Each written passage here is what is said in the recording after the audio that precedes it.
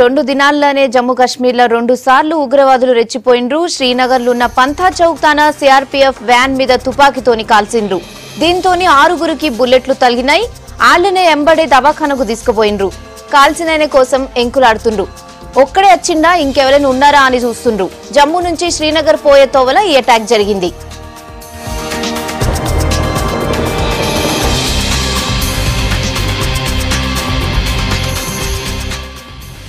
నిన్న మాపటిలు కూడా సిఆర్పీఎఫ్ వాళ్ళ మీద కాల్పులు చేసిండ్రు ఉగ్రవాదులు. నిన్న ఒక్క కానిస్టేబుల్ చచ్చిపోయిండు. 11 మందికి దెబ్బలు తాకినాయి.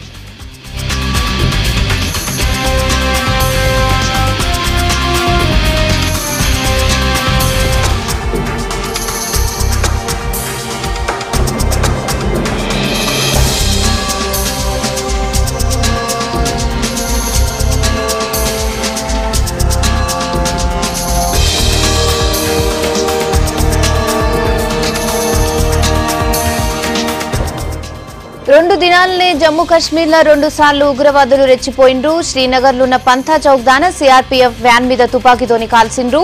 దీంతోని 6గురికి బుల్లెట్లు తగిలినాయి. వాళ్ళని ఎంబడే దవాఖానకు తీసుకుపోయిండ్రు.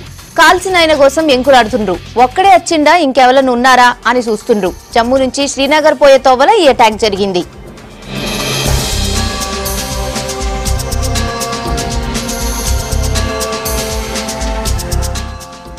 నిన్న మాపటిలు కూడా సిఆర్పీఎఫ్ వాళ్ళ మీద కాల్పులు చేసిండ్రు ఉగ్రవాదులు. నిన్న ఒక్క కానిస్టేబుల్ చచ్చిపోయిండు. 11 మందికి దెబ్బలు తాకినాయి.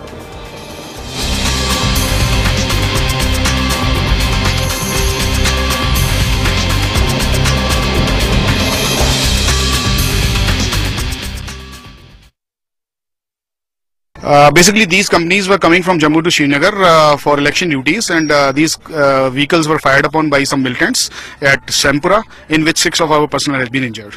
They all have been evacuated to the hospital, and they are reaching the hospital. So let's see what are the injuries to those.